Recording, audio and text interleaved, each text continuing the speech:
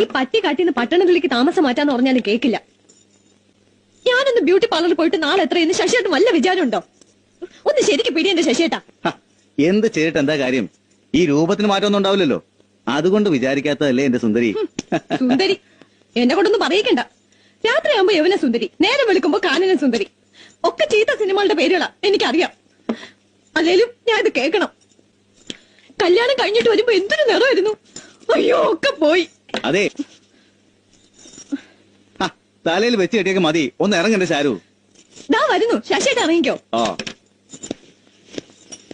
രാധാമണി. അടിപൊളി ആണോ? ആ കള്ളത്തരം പറയല്ലേ. കള്ളത്തരമല്ല, ഈ സാരി ചേച്ചിക്ക് അസലായിട്ട് ചേരണം. അയ്യോ എനിക്ക് തോന്നി. പോയി വരട്ടെ. രാധേ, പൊട്ട് മാച്ചാണോ? പൊട്ടും കമ്മലും ഒക്കെ മാച്ചാ. അയ്യോ